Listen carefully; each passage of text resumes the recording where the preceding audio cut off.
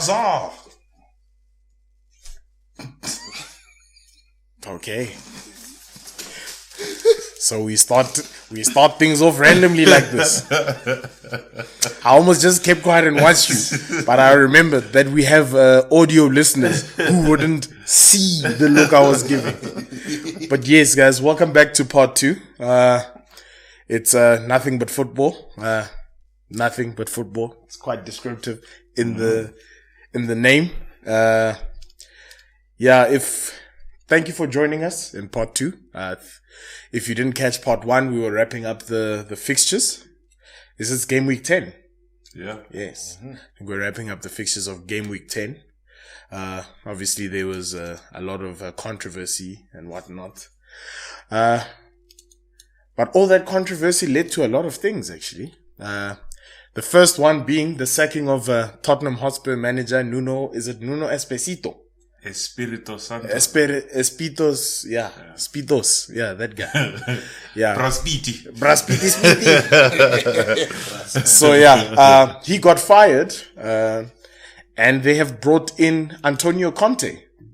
So Is that confirmed now? Yeah, it's confirmed. Today, they released the pictures of him holding the Chelsea signing. I've been seeing a lot of, not Chelsea, Spurs. I've been seeing a lot of my Chelsea brews angry out there. Because they said apparently Antonio Conte has always said that he does not take over teams mid-season. So they were quite disappointed. I don't understand why they upset. Chelsea fires manager more than anybody in the league. Yeah. And actually, fair enough, they did fire him, so they can't really, they have no leg to stand on. But the first question I wanted to ask you guys is, do you think that this sacking was rightfully deserved? I'll start with you, Uncle Lucas. Yeah. Look, it's early, right? It's 10 games in. But even when they were winning games at the start of the season, when they won the first 3, I think we've all even said, like, those are wins, but it doesn't look right. You know what I mean? So I haven't seen them play well under him. Maybe if he had time, but hard boy. Yeah, shame. I do believe that. Uncle Curtis? How do you feel? Is it deserved? Yes. Did he make a mistake by taking the job in the first place? I think so. They just fired Mourinho. And they would decline with everyone in the news, right? Yeah, remember how late they put him on? Declined with everybody. Conte said no to them the first time round. It's probably because they weren't giving in to his demands, and now they're like, okay, fine, you know better. All right? And your star player, you're fighting with him. You're not a manager who can command presence and be like, okay, I'm going to stay and fight, because I don't think Harry Kane takes that stance if Pep joins Tottenham during that thing, where City are saying, hey, we'll sign you. Nah, it's like he'll shut down, keep quiet, do his job. Because Kane hasn't been performing. Can you blame it on the manager? I don't think so. It's on Kane and his team, whatever they were doing, and Tottenham before him. Yeah. He gets signings, but the signings aren't the greatest. And he gets there late. So I still think he's a good manager, right? Because he did wonders at Wolves. But he joined the club at the wrong time altogether. You should not take a job when it's in turmoil like that, because it's hard, man. It's hard. No, for me, I think the biggest mistake Tottenham made in regards to the Nuno situation is I think they should have let Harry Kane go. In my opinion, I think they should have let Harry Kane go. And then once he stayed, it overshadowed everything. Like, regardless of what Nuno did, the question was always, what about Harry Kane? What about Harry Kane? So even in those first couple of games, I felt like at that time, Tottenham playing without Kane played way better than they did with Kane this season. Yeah. Which is football, but it was better. No, it was better. Like, for me, their counter-attack flow was great. Like Lucas Moura, Son, and Bergwijn just charging and running at the defense was actually quite a refreshing sight from a Tottenham point of view. But now that Harry Kane is there, it feels like he's sulking. Like he's playing like he's sulking. Like they're like, dude, play. He's like, fine, whatever, I'll play. That's what that's what it feels like, really. But I think they didn't give Nuno much time to adjust. I mean, right now, I don't know why, but his team doesn't look right. I don't know if it was him who signed Emerson Royal or was it a Tottenham decision. I think that was more of a Tottenham decision because I think that guy is not really a good player. Romero, I've seen, he has moments of composure. Romero was playing at Atalanta, no? Yeah. Atalanta were notorious for conceding Yes, the whole loss. they leak goals. But yeah, like there are moments where I see, bits of good play from him, but there's also moments where he makes, mistakes. So yeah, you look at that and they're playing with that guy, Oliver Skip. What is it with Tottenham and trying to push their little products, their youth products to make them seem like, The thing with Tottenham is how that squad is dropping in quality so quickly. I think was it the start of last season, we were actually telling about it to say, remember we're having the chat about Spurs' team versus Arsenal team as a squad. Yeah. And at the time we were kind of saying like Spurs might have the deeper squad. That has decimated very, very quickly. Yeah. I mean, to the point where their midfield is now Højbjerg and Skip. Wink. Winks is now benching for Skip. Skip, Winks. Who else is the central midfielders? I don't know the midfielders, man. It's probably Ndombele. And that's also, yeah. So, I mean, Sissoko's gone. Some players' levels have dropped. Yeah. So quickly. Which is where I'm like... Funny enough, I don't think that Tottenham I don't think they really appreciated Sissoko as a player. Because Sissoko always used to give Tottenham like a decent performance. Yeah. But yeah, now there's no one who's, doing that role. Because I'm just, Lucas Moura barely does anything. Yeah. Heung-min Son is just looking sad. Yeah. Like he's not the same guy. Yeah. Some of the players have gone down a level. When you say Lucas Moura and whatever, I don't know what level he was at before, but he's taken a peg down. But he was an inconsistent player. Sure, but I'm saying if he gave you a 7 out of 10, now he's giving you a 6. You know what I mean? Yeah, I know. But inconsistent, yeah.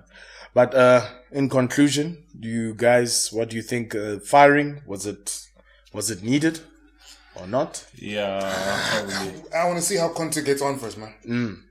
If he goes there and he doesn't start winning, then we have to sit down and say that Tottenham squad was just terrible. Yeah. No, because who's the star in that Tottenham squad? You remove Kane and Son. There's no one else. But look, at least a Conte team, right? A Conte team never really focuses around one player. So that should actually be good for them because from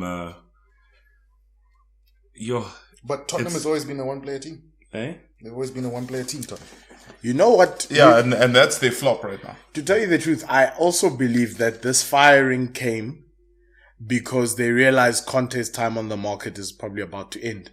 Maybe. Because if you look at it, Newcastle needed a coach. They've got big bucks now. If you gave Conte Newcastle, I believe he could do some, some wondrous things in time. Yeah. And let's also not forget, they gave him an 18-month contract, like they did with Mourinho. Like, who did with Tuchel? So I think these guys are tired of playing these huge payout clauses, which means I expect another manager within 12 months at that club. That's the way I see it. No, but they'll be fine.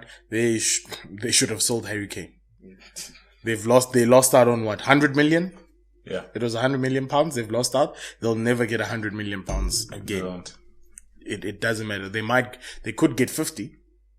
But I think that was a loss business-wise. Kane ain't going nowhere. No, now, obviously, Because what's going to happen? He's going to have a decent performance at the World Cup and score 6 against Panama again. And everybody remember he's a decent striker. And then you think Daniel Levy's going to sell him. He's going to you're coming back to play. Nope. You are everything marketing for us. Yeah, so... Who are they going to put on their flyers next? Dele Alli. With Matt Doherty. Yeah, I know. Oh, well. It's going to be horrible. But speaking of other managerial changes, since Steve Bruce has departed from Newcastle, it seems as though Newcastle is chasing Unai Emery. I don't know if that's confirmed, but it seems as though the vampire has gotten his second chance in the Premier League. The rumors are that he might be in charge for Saturday's game. Because they're willing to pay that release clause. Because you know why? that A-Rap money. These guys are like, oh, he's got a release clause. Don't worry, we'll pay it. But bring the boy over here. Bring the boy. Do you want it in cash or oil? Listen, I know this is random, but I'm gonna bring it up because I saw this somewhere on Twitter where they were talking. They're like talking about cultural appropriation songs. Yeah. Is that not cultural appropriation? Because they actually pointed it out. I'm like, right, isn't this a little bit like the Buster one? Yes, no. Because I look at it now, because the guy's not even saying anything real in Arabic. In Arabic. I hear you guys on all of that, but like, where do we draw the line with cultural appropriation? Yeah, fair. Like, it starts off like, with the right intents now. Yeah. But eventually everything becomes cultural appropriation. Yeah, fair. Because it's like, it can never be done right because you're not of that culture. If your culture was previously disadvantaged, you can't get that tag that easily. Yeah, fair. That's why Busta Rhymes will get away with it. If 100% right. You're 100%. If fucking Jack Parroll made that song, then they would have him. I agree with you. It's how disadvantaged were you in the past? Because it's like, we just making fire beats. Shout out to Ron Browns, man. Hey, that was that guy had one thing that he milked it. Yes, his hook era was the one. I won't lie. I should lasted a hot minute, but hey, burnt out, bro. But yeah, speaking of that managerial change, how do you think Unai Emery will fare? I think he'd do well. He's a good coach with money, and he gets the signings that he wants. Because it's something that somebody said. The biggest problem that he had at Arsenal is he wanted to be in charge of everything. Yeah. But with the director of football and other things, it seems like, because remember he said he wanted Zaha, they gave him Pepe and stuff like that, which are still decent signings, but you know what I'm saying, it's not what he wanted. So he's going to Newcastle, and I don't think they have a structure in place yet. So if he's the one to set up that structure, he might do decently. But we still have to judge him on his Villarreal performances this season. And Villarreal right now are not doing very well in the league. They're doing decently in the Champions League, but right now in the league, it's a bit sketchy. So we'll see how it is. And let's not forget, at PSG, he wasn't doing great things either. Cause couldn't control the stars. The stars. So maybe his level of coaching, like I said, is to get Newcastle to that level where they win Europa Leagues, right? How many does he win? Win Europa Leagues, but then get them to that level where just to be decent. When you start signing next level players, he's not the manager to manage those personalities. It could be that, and then there's no shame in that. Getting a club to a certain level and then realizing you can't take them further. They are people more suited to that job because it'll be who took City to where they are now. It wasn't Mancini. Not even fine. Mancini started winning the trophies, but Pellegrini's after Mancini. Okay, but then who was before Mancini? Before Mancini is Mark Hughes. Okay, I thought it was another manager that won a trophy over there. Was Sven? No. It wasn't Mark. Sven. I'm saying Mark Hughes didn't take them anyway, bro. I remember he just called out names. You can say Sven is a manager that started City on the right path. Yeah. Sure. But he wasn't the manager to get them to there. They took a dip with Mark Hughes and stuff. That Welsh fraud. But he did well at City, man. He's a Welsh fraud. He did alright, yeah. But you get what I'm saying? There's certain managers that just know how to handle personalities better. Same reason I think Pochettino's currently failing at PSG. Neymar, Messi, Mbappe. Those are huge personalities to manage. You're not managing talent there, you're managing personalities. Random tangent. I hear that PSG is considering terminating Sergio Ramos's contract. Hey, fitness issues, man. Shit. Yeah. He hasn't played yet, man. Hasn't played. Hasn't played yet. Lack of match fitness. So, we're not going to say it. What? What's that boy's name was right? Perez. Yeah. He's like, hey, your time is up, boy. Yeah, we gave you a year contract. You're asking for 2. You mad. Not with your It's fitness. not an old age home. No shame, yeah. I think it seems as though he did get it right, if we look at it. But yeah. I think if he plays, he'll still be decent. But I the think issue he is can do getting him things. fit. Yeah. No, but yeah, returning to the Emre point of view, for me, I think he'll do well. Yeah. It's a good chance for him to actually, kind of have a shot at redemption, because I do think at some point at Arsenal, things just went wrong for him. Maybe it did stem from the Pepe thing, because he never played Pepe, he never felt Pepe. There was a lot of problems during his Arsenal time. So maybe for him to get a fresh start at a Newcastle side, right now, looking at it, the squad probably won't allow him to do what he wants to do. But I think he's got decent enough players. They gotta get rid of the Longstaff brothers. Yeah, no, listen. That's the first order of business. You get those two.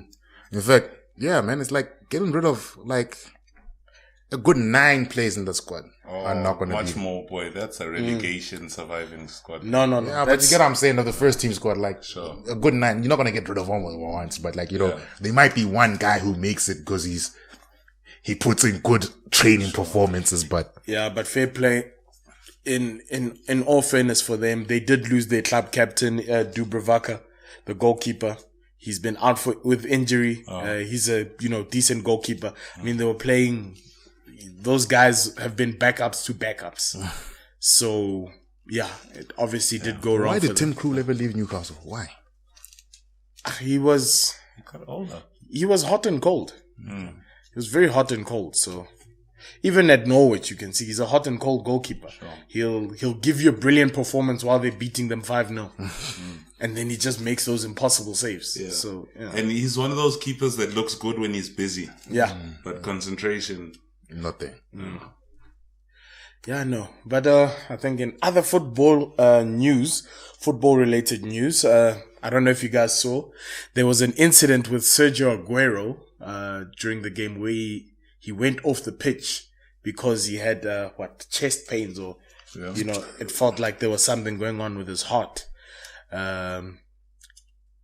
So it looks like he's out for 3 months. Sure.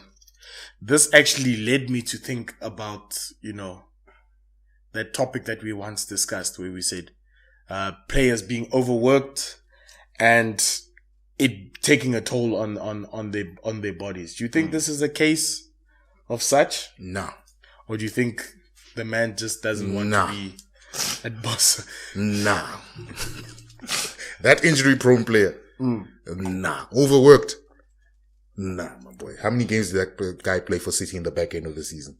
Yeah, some injuries. Even when he's on the bench, like he hardly played. So I'm not gonna put it to players being overworked.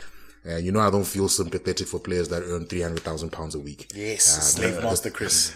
Slave Master Chris, yeah, go slave in that Ferrari. Go. Nah. Yeah. You guys, it's a lot of money these guys are being paid for. They're not being overworked. It's tiring, but they're using the full squad now. 25 players. What's this? Sane left City because he wasn't getting enough game time.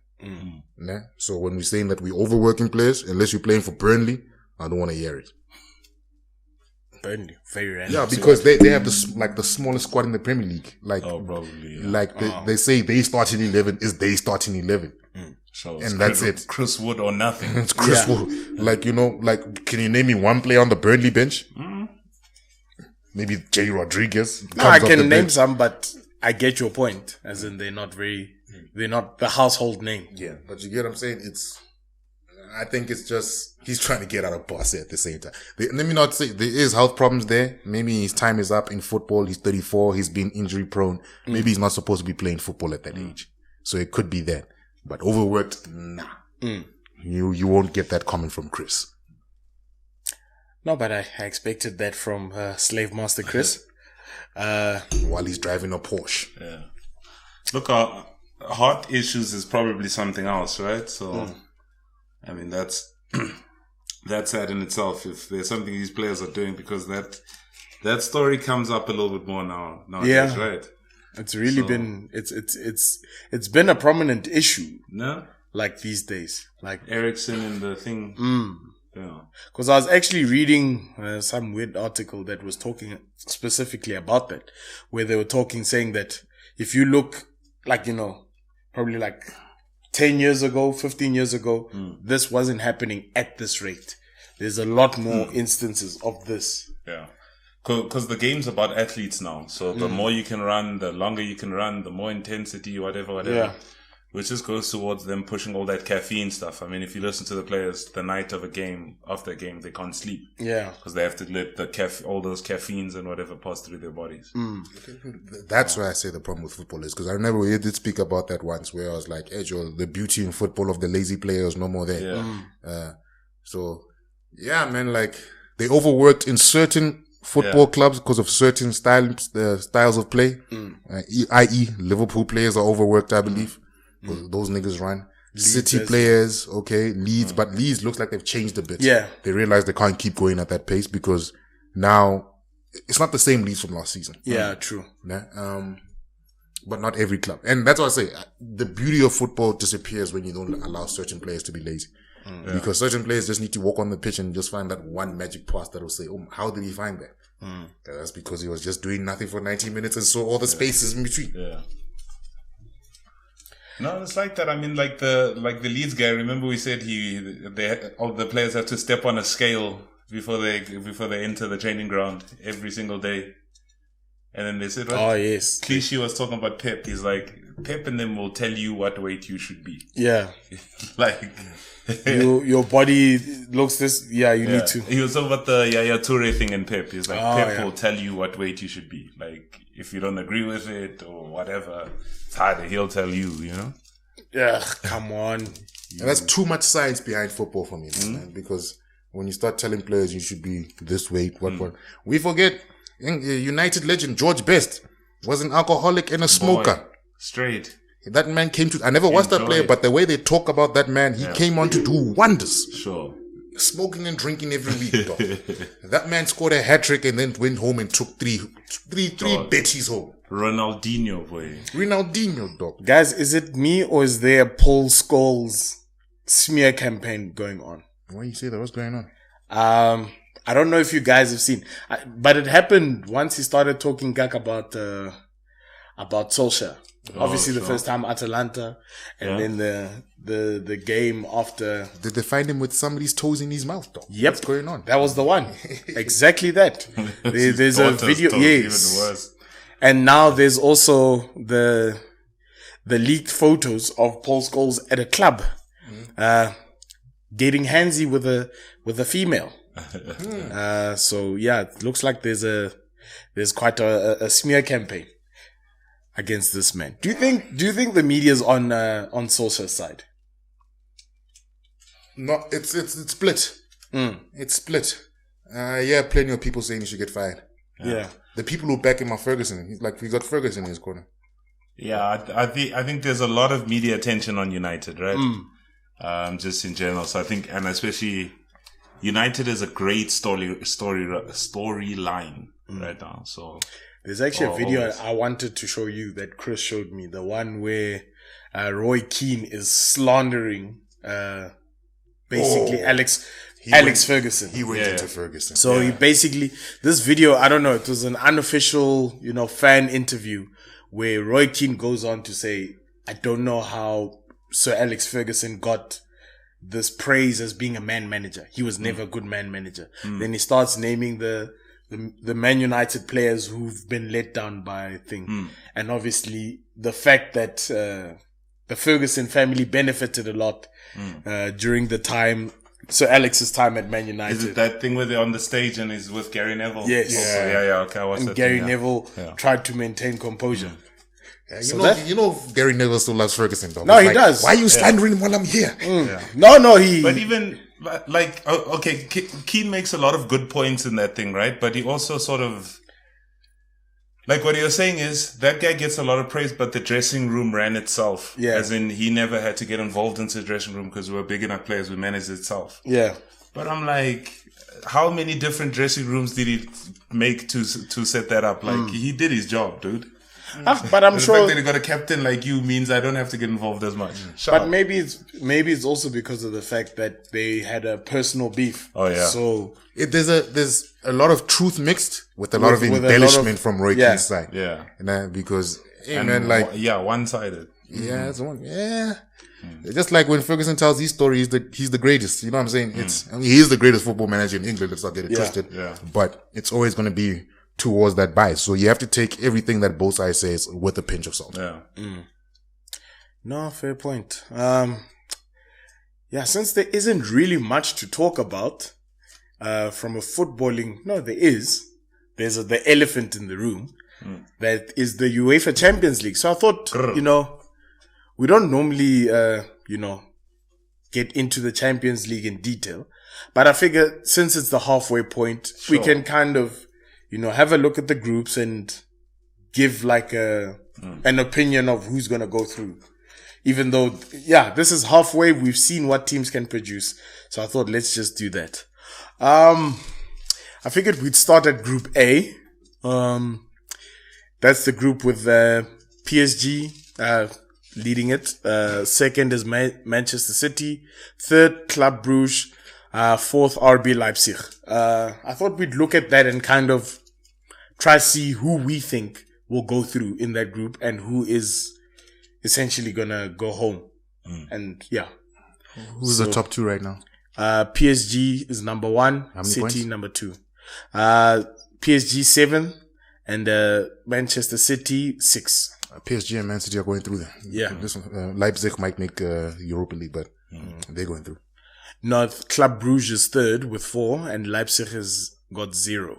Oh, hectic. Yeah. PSG is going through, man. PSG, Man City. It just depends on who's 1-2. Yeah. And if Messi playing well in the Champions League but not in the league. What's the thing? Would you guys consider a successful season if Messi wins the Champions League with PSG, but they do terribly in the league? Of course. Yes. Okay. Of course. I think that's that's what they'd want. They'd want to bring the Champions League to Paris. If they won the league and didn't do well in the Champions League, people would call it a bad season. Okay. I just want to know. So your thoughts, Uncle Lugusa?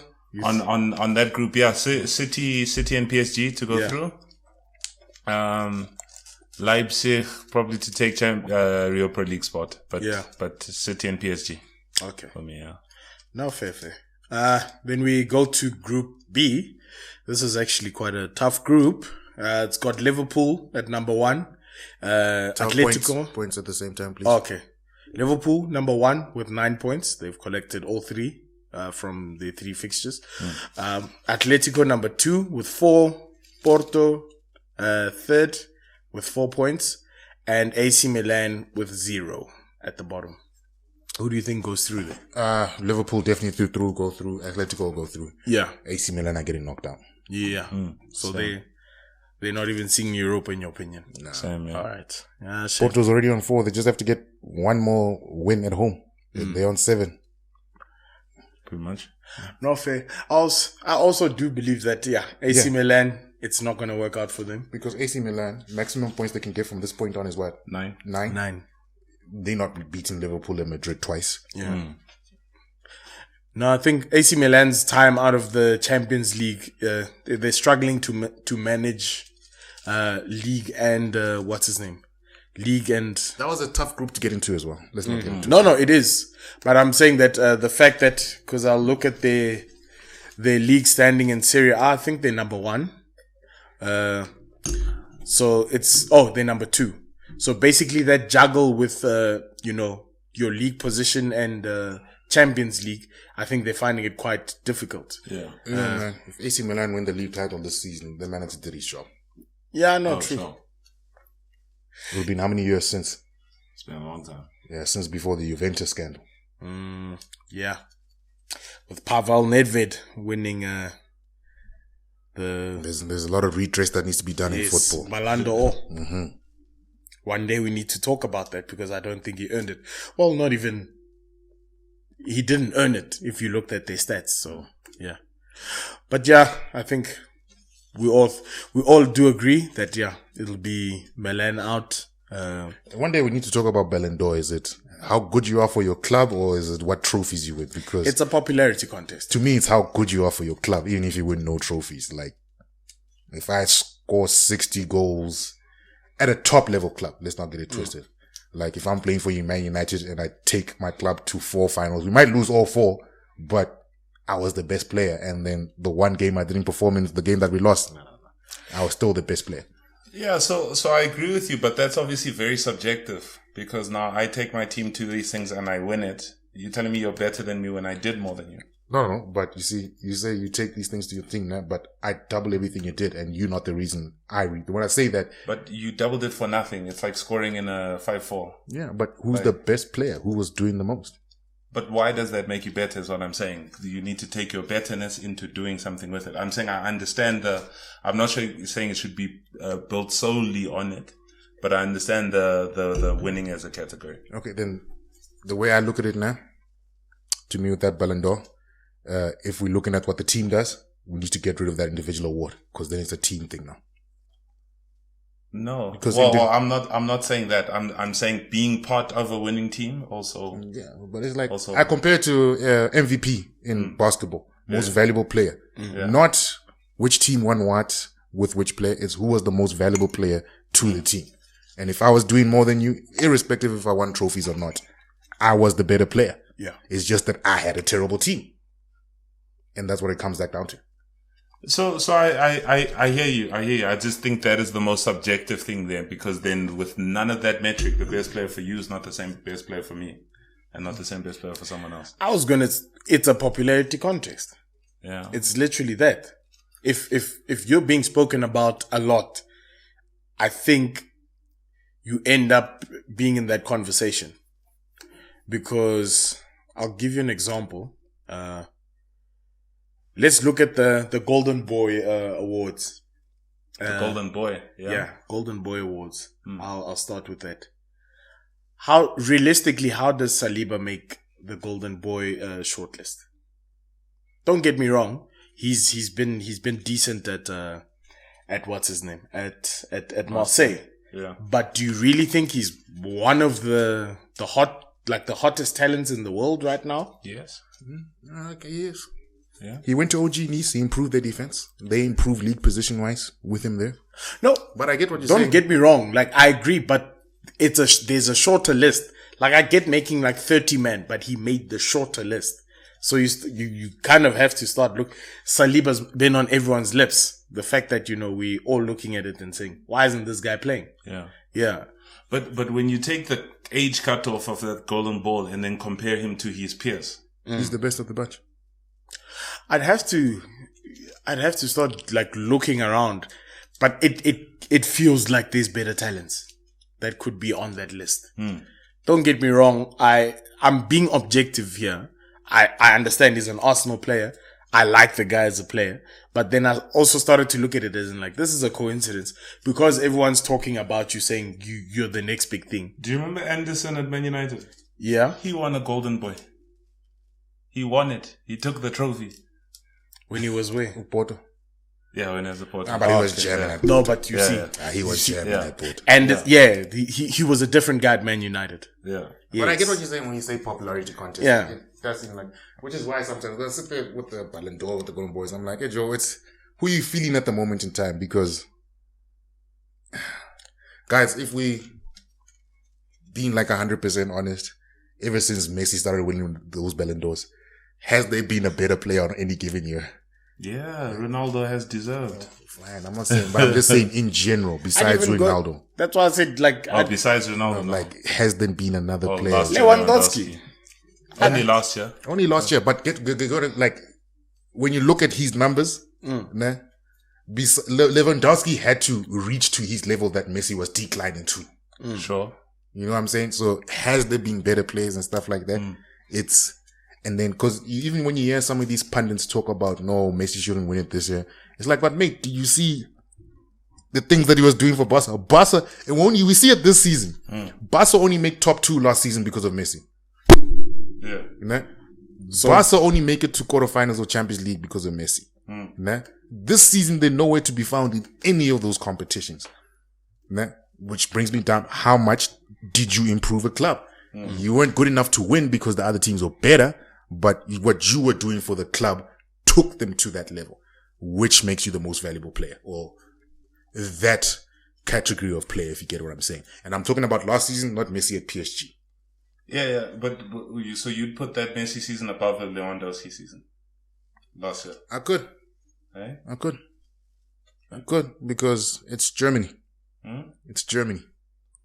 The league where this guy's scoring 60. Yeah, the league where Bayern Munich has won it 9 times in a row. Sure. Okay, fair enough. But let's not act like Bayern Munich is not dominating in Europe. I mean, what ranking? UEFA rankings, they're number one. Yeah, they're number one. But who scored more goals in the Champions League last season for them between Messi and Lewandowski?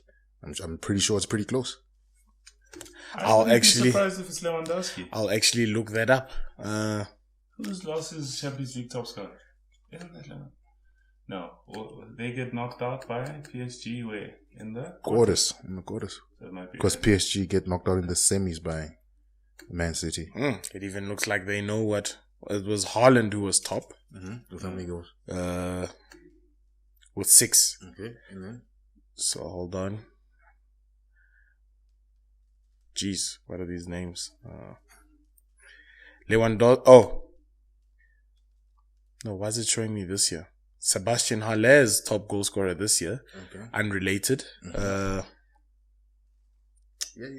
but as I was saying, when it comes down to the thing, because it's popularity contest. Now I see.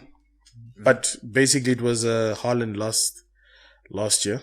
I'm just trying to find the Haaland with 10 goals, Mbappe with 8, Morata with 6, Rashford 6, Neymar 6, Giroud 6. Yeah, there's a lot on 6. But Haaland with 10, Mbappe with 8. Okay, but I'm saying Messi, Lewandowski, where they sit. Okay, let me check. What the hell's going on here now? So you're gonna make it a. But what I'm trying to get at now is, like what you're saying is very subjective. Now I can see why some managers are against individual awards in these footballing things, because then we start with but what did you win your team? Sometimes it's not you, man. Sometimes it's not you. If Tottenham won the Champions League, the year against Liverpool, it was not because of Kane. It was literally Moira that dragged them to that final. Yeah. If Kane even just got 1 goal in the final, all of a sudden they say they won it because of Kane, but it wasn't because of Kane.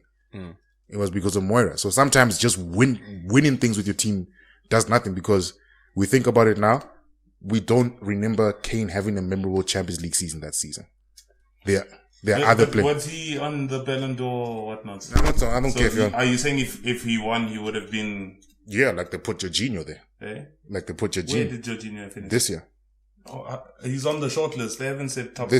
They're saying top 3, my boy. Eh? Is he there for... Well, look, I agree with it. I don't. I agree with it. I think it was fantastic last year. He had half a good season. Which is part of the year. Yeah, but it's half a good season. There are other players that performed consistently throughout. And he had half a good season in all competitions. Yeah, but the thing is that it's for the calendar year period, right? So that half of the season is in the year and he started well this year. It's a good shot. I think that would go down as one of the fraud wins, just like a Modric win. No. I think Modric deserved it, but I'd be surprised if he wins. I've got no problem with him being on podium this year. I do. But not to win it, no. He wasn't even the best player at Chelsea. That's my biggest problem. It was Kante that took them to that Champions League final. With his running up and down. When you look at the games that they influential, it was... Kante had a lot of injuries. Kante came back and had massive games. But if we're talking... From Jan. Yeah. So you're talking consistently? Yeah. I'm talking, if you look from Jan, Kante is not playing that many games. He had injuries. But when he came, he rocked. But you see, in that logic, that means we're cutting out Messi out of Ballon d'Or talks. What do you mean? If we're looking at the whole calendar year, what has Messi done since he's come to PSG? Yeah, I don't think Messi should podium this. Yeah, because I don't think Messi should. I don't think Ronaldo should. I think Mbappe has a good shot, but it won't happen because he's Mbappe. Mbappe. Okay, who do you think your podium name should be? Your top 3? I think we must realize that times have changed. The 2 GOATs are, I'm not saying on a decline, but they're not putting up the same numbers. One is, boy. Huh? Last season, he ended up with like 51 goals and assists. The one. You can't say he's not putting up numbers. He's just had a tough time at 6 games at PSG. Yeah. He's scoring in the Champions League. He's the reason they beat Man City. So I think the numbers are there. Because sometimes I think we as people put complacency because one person is putting in the same numbers year in, year out, that it becomes expected. That when somebody does something similar, we think, oh, no, but sometimes now, like, I was still better.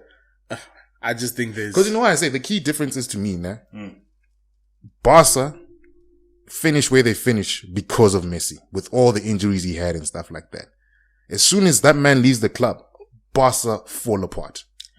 But you see, we can argue about this because we're talking about a calendar year. Yeah, but you're looking at basically from last year November, last season's work. Yeah. But that's where most of the judgment. Because now, if you're going to be talking about what you did for the first 10 games of the season, we're not going to be serious with you.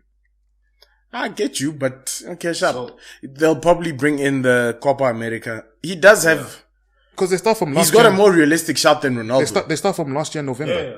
No, I think Ronaldo shouldn't. No, he shouldn't be in the conversation. Yeah, he shouldn't. But or maybe that's what screws things up. That we're doing it in a calendar year. Yeah, maybe. Yeah. Well, that's how it's been done for the whole time. Yeah. Yeah, maybe it should be done at the end of the season. Yeah. But yeah.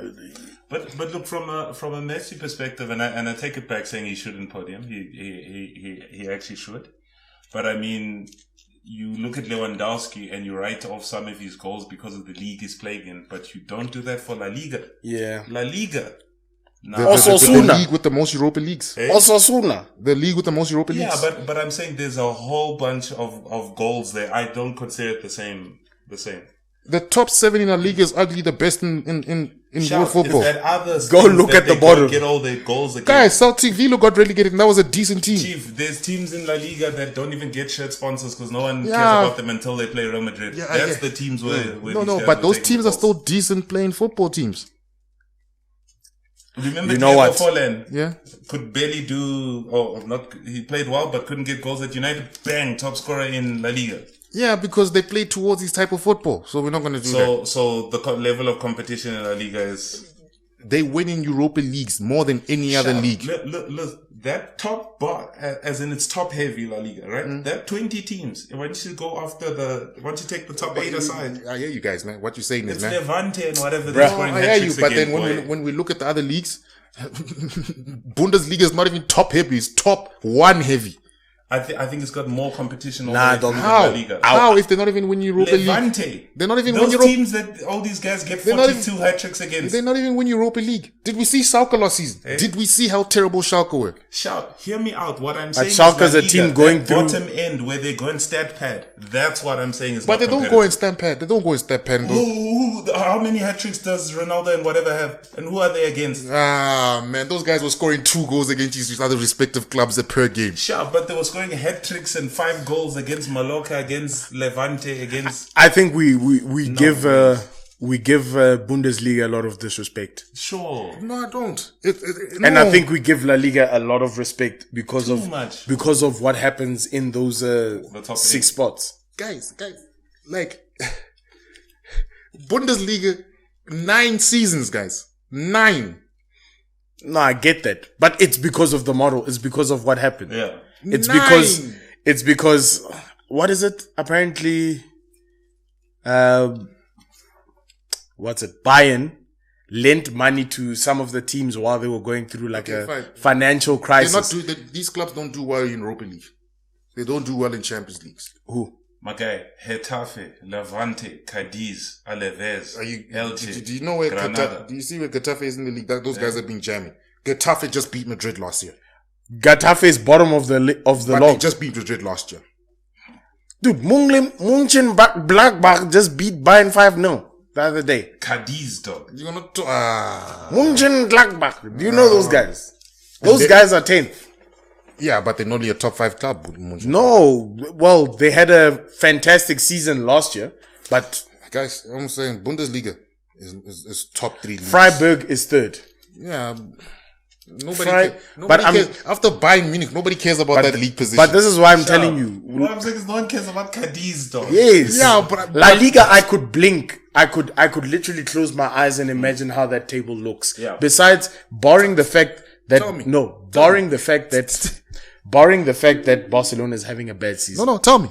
I bet you won't guess the top 3. 9 times out of 10, it's Real Madrid and Barca. Sometimes it's But not this season. Yeah, of course. Yeah. They're not. Even last season didn't start out like that. Guys, don't make me defend the league. I don't like that league either. Yeah, I understand. It's not saying to take away from Messi's brilliance, no? Messi can give anyone hands, but it's easier to give Cadiz hands. Guys, no, we say that. No, the thing is, say that like he's not. The thing is, you looking down at Bundesliga, like you're pushing it down in order to raise up La Liga. Not. But Bundesliga is down there. But I will probably say Bundesliga is probably maybe a bit more. I won't say competitive, bar Bayern Munich, because Bayern Munich is just Bayern Munich. They've been there for years. But the rest of the league, like, it's quite dynamic. So Schalke used to be Champions League year in and year out. Yeah. And look at them now. Is that Celtic Vigo used to be Champions League year in year out? I think Chris is saying top 6 versus top 6. And we're saying, take bottom 10 versus bottom 10. I think that's how you measure. Guys, do you know that's how Bundesliga takes it? I think that's how you measure. No, I think that's how you don't measure on the bottom. No. That's how you measure an entertainment of the league. No, because remember where I'm coming to the point. Competitiveness. Messi scored 50 goals against last year. I say brilliant, right? But I say those 50 goals in La Liga, how many goals would the equivalent be in Premier League? That's 30. Guys, I hear you on that, man. I think we've lost. My final point on that point is, man. Let's not forget that Messi is still the top scorer against all top 4 English clubs, even though he's played less games than everyone. So that's why I'm not going to go with that argument. I'm not taking it away from there. I'm just saying Messi's 50 goals and Lewandowski's 30 goals. I can put them on the same bracket.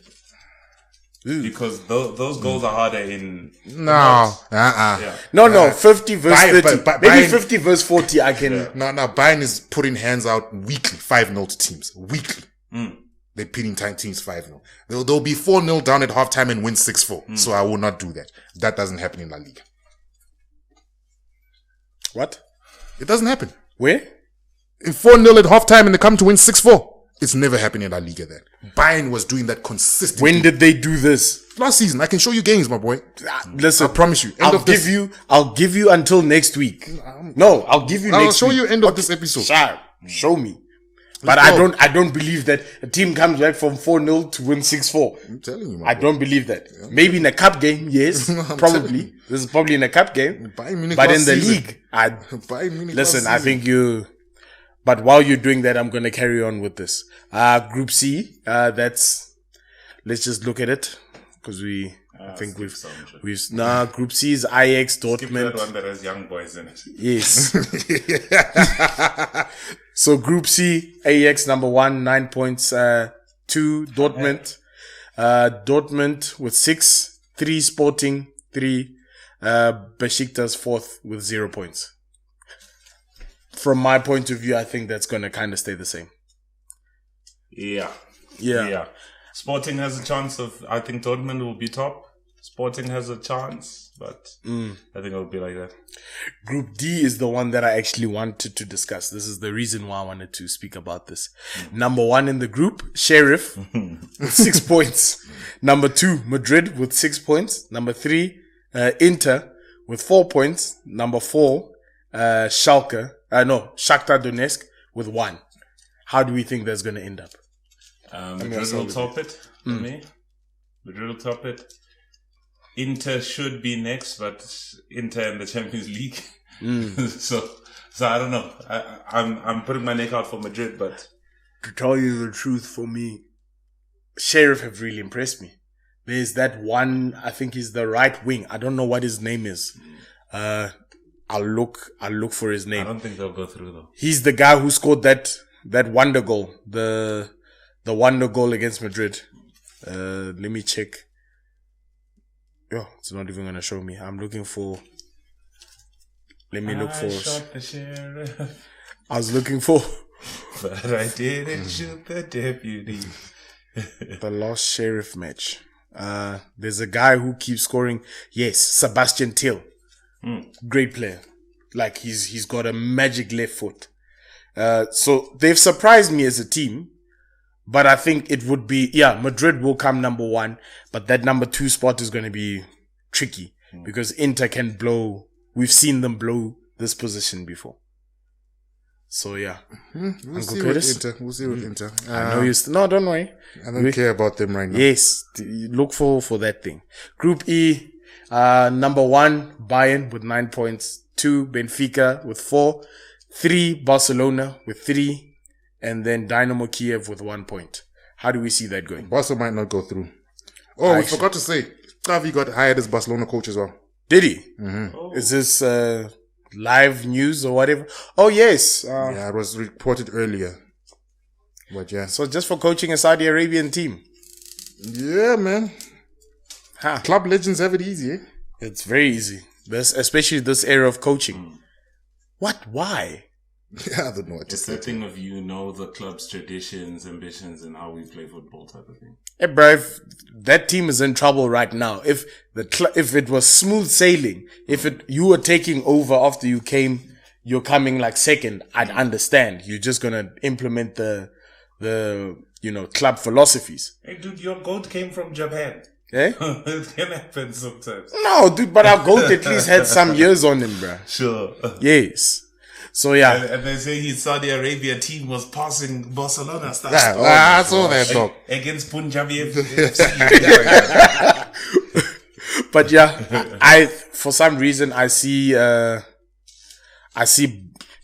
actually do see Barca qualifying. Same. Because of their new coach, so they'll be on that new coach high. Yeah. Mm-hmm. Benfica might go to Europa. Yeah. Group F with young boys. Number 1, Man United with 6 points. 2, Villarreal 4. Atalanta with 4. And young boys with 3. My opinion, I see Man United going through. The tricky one is the 2nd and 3rd. Because now with the coaching change at Villarreal, do we see them going through with Champions League spots, or do we see Atlanta creeping up? Because they are level on points. I think Atlanta will go through. Atalanta, sorry. Yeah, I think Atalanta too. Yeah. It just depends on how they feel on the day, man. Those guys go hot and cold. If they decide they're not playing football, they're not playing football. But if they decide we're gonna win, they're gonna win, man. Maybe I'm not giving me Man United in the last 3 games. I think there's one win and 1 draw, and then I can't tell the other one. So it's also not straightforward. I know. We'll take another L somewhere. Group G. I don't think we need to give any thoughts on that because it's Salzburg, number 1 with 7, Sevilla, number 2 with 3 points, Lille, number 3 with 2 points, Wolfsburg, number 4 with 2 points. I don't think we really care about those teams that much. Yeah. Group H, let's wrap up with Group H. Number 1, Juventus with 9 points. Number 2, Chelsea with 6. Number 3, Zenit with 3. Number 4, Malmo with 0. I see it staying the same way. I actually do see it staying the same way because Chelsea are going through in that group. Juventus, I don't know what's going on with them because they're having bad form in the league, but they're doing well in Champions League. Hopefully that can keep happening. But Chelsea, unpredictable side because their B team, tends to, I don't know, if they don't, especially now that they don't have strikers, they could struggle. So it'll be interesting to see. I take it back. It was from 2-0 down to win 5-2. Yes, I knew it. There's no ways. The 5-4 win was against the DF Pokal team. So yes, I told you. But either way, though, that league is useless.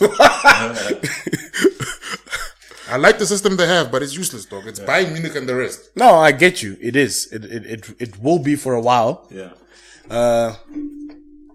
Because I mean, Bayern Munich is Germany, basically. Hey, man. But yeah, I They think got the top coach, the top player, and now they're going for another top player of your second best team. Who now? I forgot who it was, but I'm hearing rumors again. I was like, nah, not like this. Not like this. yeah, Haaland might end up going to Yeah, they even said Holland again. Bayern. That wouldn't be ridiculous. They might send Lewandowski back to Dortmund. That would be a nice deal for them. Lewandowski's been trying to be out. Remember how long he's been saying Yeah. he's for Madrid? But it's too late now. Yeah, Mbappe. Yeah, Mbappe is definitely. If Mbappe doesn't, maybe. Yeah, but I think that wraps up this week's episode, guys. We've delved into the world of football, even with lap dances and stuff. So yeah, that was new. But thank you guys for joining us for this week's episode, and